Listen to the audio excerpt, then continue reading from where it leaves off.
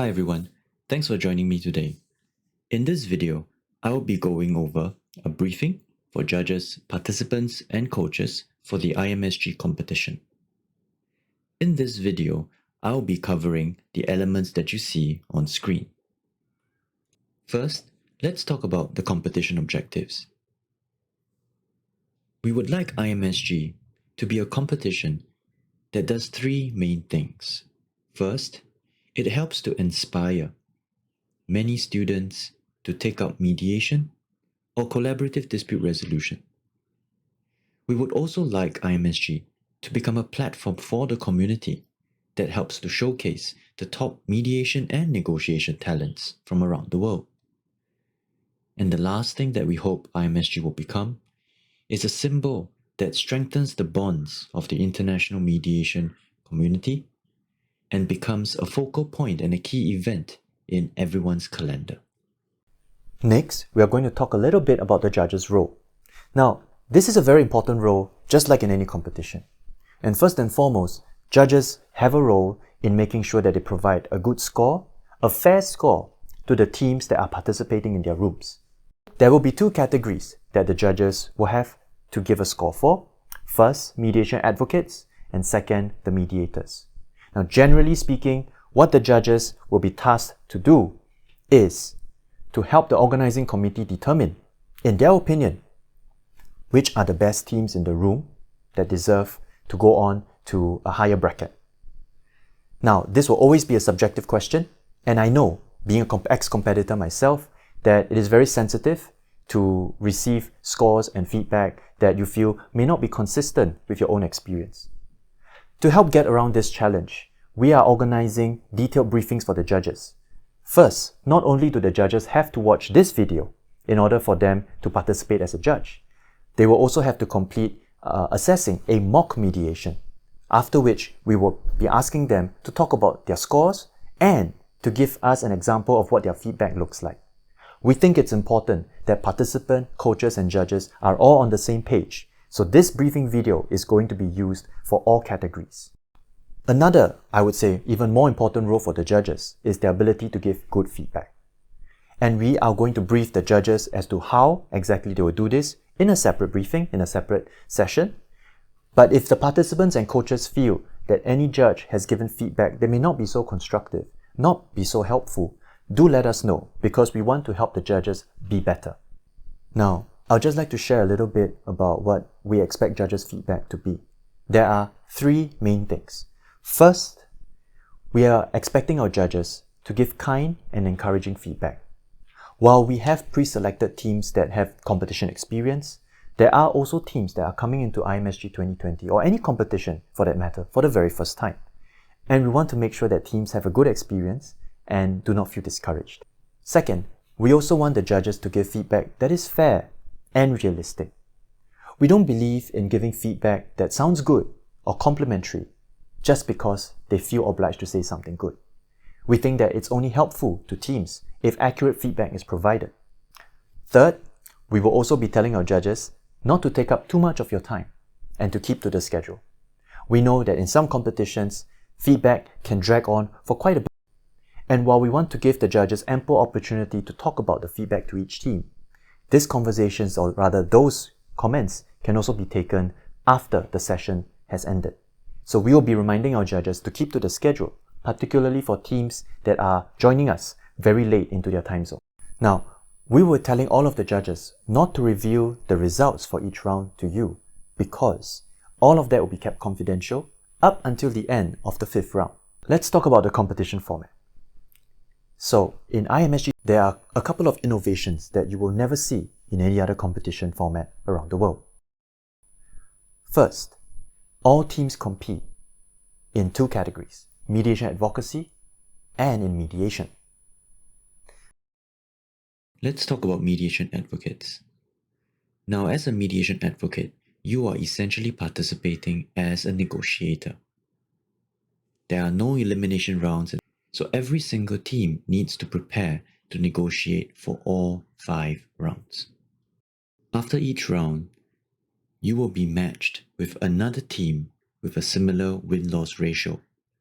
And the reason for this is that it ensures that every round is a competitive one where you face an opponent of an equivalent skill.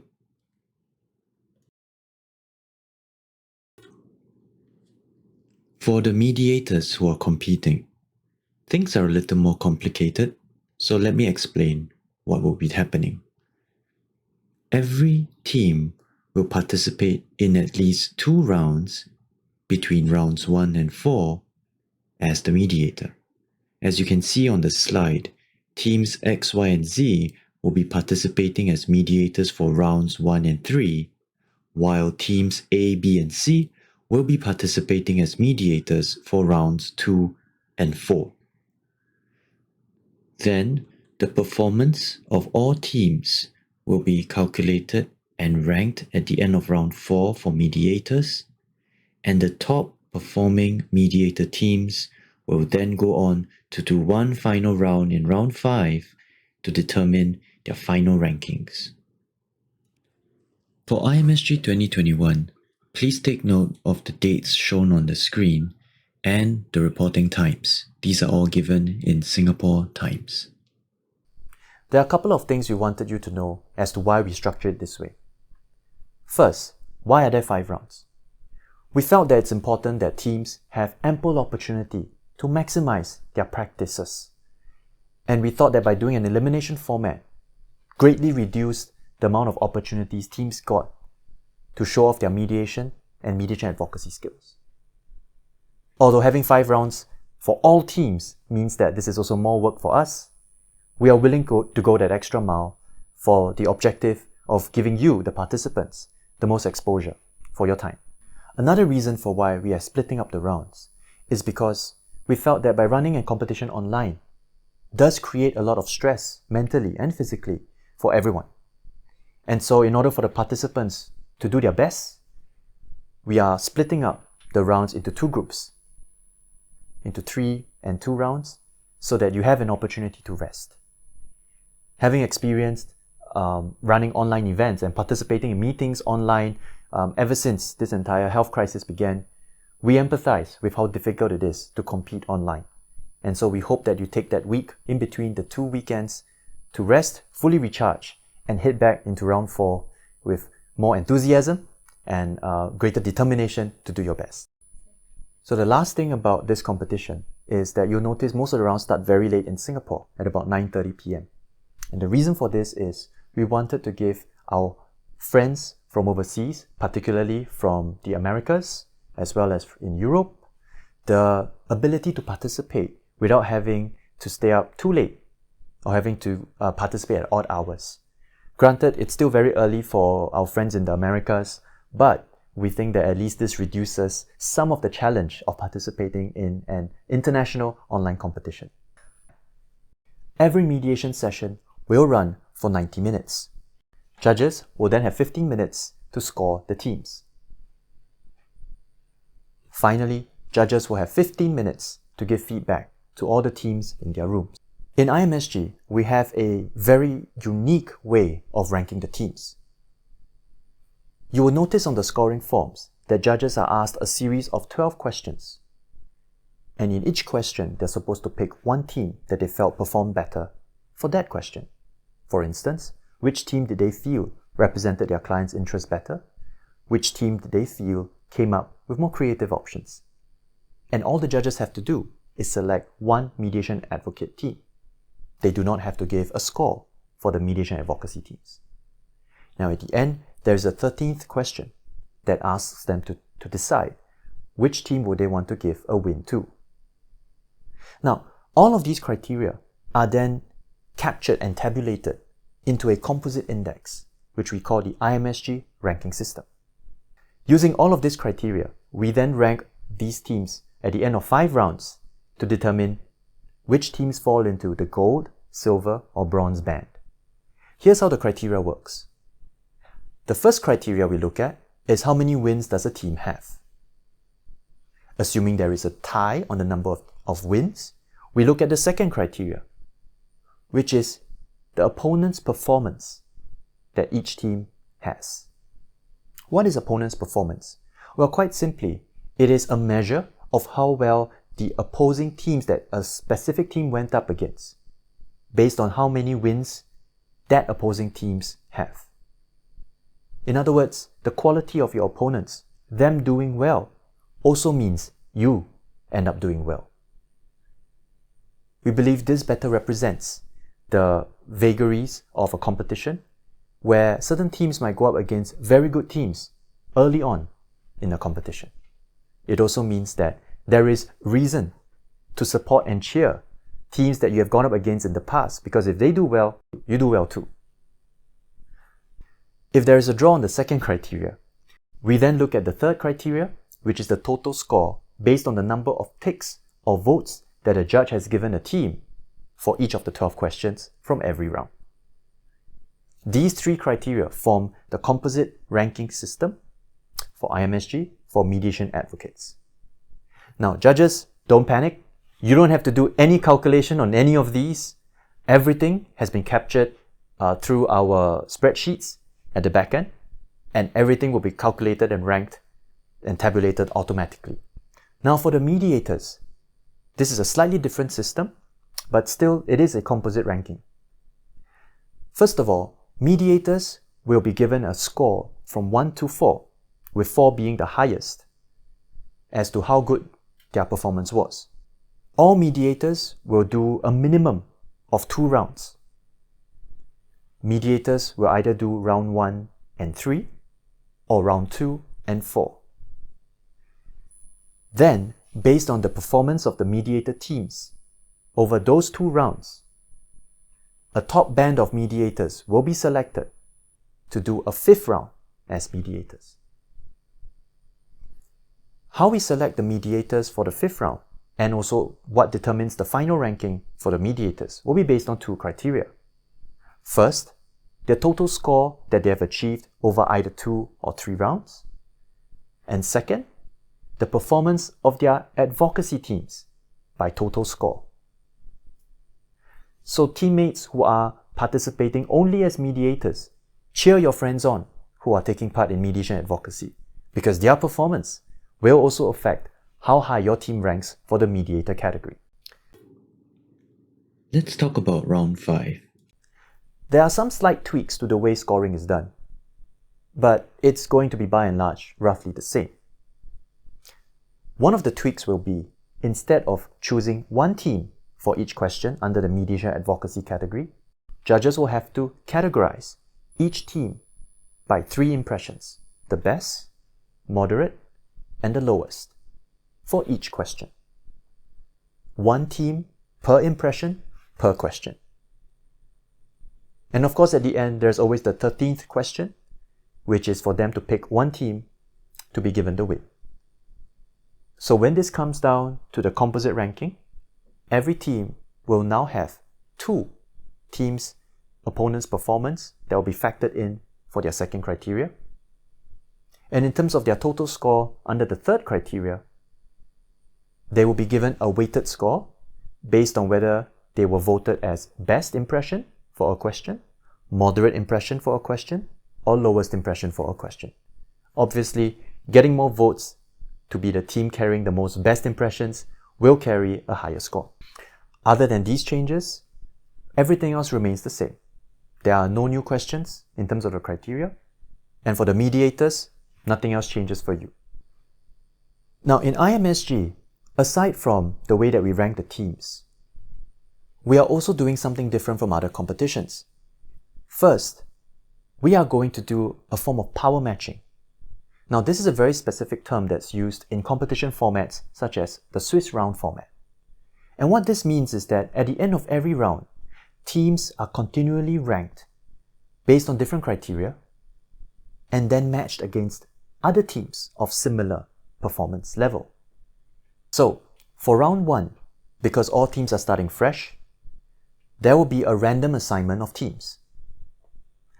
After round 1, half of the advocacy teams will have 1 win, the other half will not.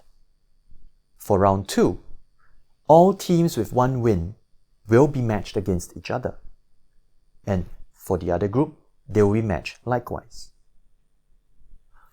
After round 2, there will be a few categories of teams. There will be teams that have 2 wins, there will be teams with 1 win, and some teams that have yet to receive one. Again, for the purposes of round 3, teams with similar win records will be matched against each other. It's not going to be a very strict power matching, because then this reduces the opportunity of teams that didn't get a win early to climb up the ranks. So there will be some overlap of the categories. For example, teams with 2 wins, by the time it gets to round 3, will also have that opportunity to go up against teams with 1 win. This is to ensure that there is an opportunity for mobility from teams within different bandings. So we don't want you to give up just because you feel that you may not have gotten wins early. Just keep doing your best, and there will always be an opportunity for you to move up to a higher band. We are committing ourselves to releasing the confidential instructions within 3 hours after the completion of the last session for that round.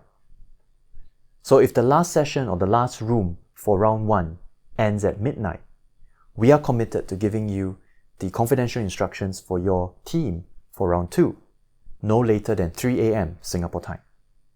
This is to ensure that you have sufficient time, regardless of your time zone, to prepare. Now, I must say at this point that this also means confidential instructions will be circulated early, and we would like to have the commitment of all teams not to share confidential instructions with your members who are mediating. This is very important because we have to rely on trust that everyone upholds the spirit of the competition. And we must emphasize that if we find out or we receive news that there are teams that have been releasing or sharing confidential instructions with other teams, especially with their own mediators, severe actions will have to be taken in regard to that team's performance in IMSG, including disqualification. For the general instructions for all rounds, these will be sent to you at least a week before the start of that round. Confidential instructions for round 1 will be shared at least 24 hours before the commencement of round 1. Now, for the last segment, I want to talk a little bit about session procedures. So we've talked about arriving at the session on time, but there are things that could happen in the course of the session. First, if there is a disconnect, there are a couple of scenarios. If a judge disconnects, do not stop your mediation. Carry on, because we will be recording every session, and for whichever segments the judge missed out, they will have an opportunity to review the recording before giving their score. Note that for every room, we will have a volunteer room session manager there to help facilitate the running of the session, as well as act as a contact person for you if you need to reach out to us, the organizing committee, urgently. These room session managers are volunteers, and we request that you respect them by adhering to the instructions they provide and not to make their life any more difficult than it has to be. They will do their best to keep time for the room, but as a precautionary measure, we also urge every team, as well as judges, to keep separate timing on their own in the event that something unforeseen happens. If we note that any team fails to adhere to the rules or to the instructions of the room session manager, penalties may be awarded. Now that covers the disconnect situations for judges and room session managers. But what about the competing teams? Now, in general, what we have put down in the rules should be broad enough to cover such a situation. First of all, if any competing team disconnects, the mediation will be paused until they get a chance to reconnect, and then they may resume. In any event, every session must end within 3 hours of it starting, inclusive of all pauses provided to teams to reconnect. More importantly, if a mediation session lasts for at least 45 minutes or more, it will be deemed to be completed for the purposes of scoring the footage or the session that has been completed so far. Even if, subsequent to that 45-minute mark, there are situations that occur resulting in teams being unable to resume. So judges and room session managers will take note that as soon as the 45-minute mark is hit, if there are disconnections that happen subsequently that result in teams being unable to resume the session, there is no need for a replacement session to be organized. Judges will score based on that 45 minutes. Please note that if a session lasts for at least 45 minutes or longer, judges have the discretion to judge based on whatever has taken place up to 45 minutes or beyond that, whichever is the longer, regardless of subsequent disruptions, meaning that the session could not be finished for a total of 90 minutes. In any event, no mediation session will be allowed to continue longer than 3 hours after it has started, including of time given for teams to reconnect due to disconnection issues. Everyone has a responsibility to ensure that you are in a location with a stable connection to the internet. Please let us know if you have any difficulty doing so or if you need more time to find such a location. In the event that a team fails to connect or to sustain a connection for 2 consecutive rounds, they risk disqualification from the rest of the competition. Please rest assured that disqualification is not to be taken lightly, and the organizing committee will only exercise this in the most exceptional circumstances. As far as possible, we want to give everyone the benefit of the doubt and to participate to the best of their ability. Thank you for your attention and sitting through this video. I know it can be quite a lot to go through. We have circulated the rules and guidelines, so do take a look for more details there if you don't find your questions answered with this video. All the best to your preparations, and we look forward to welcoming everyone to the first round of the competition. Till then, stay safe and see you soon.